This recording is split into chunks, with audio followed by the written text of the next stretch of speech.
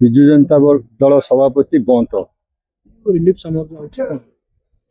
ଶୁଣନ୍ତୁ, ଆପଣମାନେ ଉପଲବ୍ଧି କରୁଥିବେ ଆଜି 2 ଦିନ ହବ ଆମର ପ୍ରିୟ ବିଧାୟକ ସଞ୍ଜୀବ କୁମାର ମଲ୍ଲିକ ସମସ୍ତ ବନ୍ୟା ପ୍ରଭାବିତ ଅଞ୍ଚଳ ଗସ୍ତ କରୁଛନ୍ତି, କିନ୍ତୁ ଦୁଃଖର ବିଷୟ ଆଜି ପର୍ଯ୍ୟନ୍ତ ପ୍ରଶାସନିକ କୌଣସି ସାମଗ୍ରୀ ପହଞ୍ଚି ନାହିଁ ଆମର ବନ୍ୟା ପ୍ରଭାବିତଙ୍କ ଏରିଆର। ସେଥିପାଇଁ ସେ ଆମକୁ ନିର୍ଦ୍ଦେଶ ଦେଲେ ଯେ ତୁରନ୍ତ କେମିତି ଯେଉଁ 8-9ଟି ପଞ୍ଚାୟତର ଲୋକମାନେ ଯେଉଁ ଦୁଃଖ କଷ୍ଟରେ ବର୍ତ୍ତମାନ ଅଛନ୍ତି ତାଙ୍କ ପାଖରେ କେମିତି ଶୁଖିଲା ଖାଦ୍ୟ ପହଞ୍ଚିବ, ସେଥିପାଇଁ ଏସବୁ ଆୟୋଜନ ଆମେ ଆଜି କରିଛେ।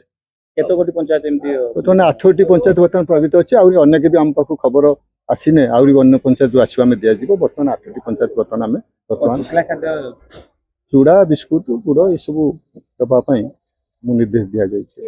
ସେ ଜାଣିଛନ୍ତି ଦରିଦ୍ରୀ ମଣିଷ, ସବୁବେଳେ ଆମ ଦୁଃଖ ସାଥିର ସେମାନେ ମଣିଷ, ସିଏ ତାଙ୍କ ନିଜ ପାଣ୍ଠିରୁ ସେକୁ ଲୋକଙ୍କର ଦୁଃଖ କଷ୍ଟ ଆପଣମାନେ ଜାଣିଛନ୍ତି।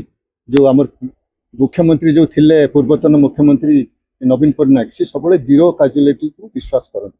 ତାଙ୍କ ଆଦର୍ଶ ଓ ତାଙ୍କରି ଅନୁପ୍ରାଣିତ ହୋଇ ଆମ ପ୍ରିୟ ବିଧାୟକ ସବୁବେଳେ ଲୋକଙ୍କ ସହିତ ଅଛନ୍ତି। ଲୋକଙ୍କର ଦୁଃଖ ସମସ୍ୟା ହେଲା ବଡ଼ କଥା, ସେଥିପାଇଁ ସେ ଆମକୁ ନିର୍ଦ୍ଦେଶ ଦେଇଛନ୍ତି ତୁରନ୍ତ କେମିତି ରନ୍ଧା ନା ଶୁଖିଲା ଖାଦ୍ୟ ଆମ ଲୋକମାନଙ୍କ ପାଖରେ ପହଞ୍ଚେ।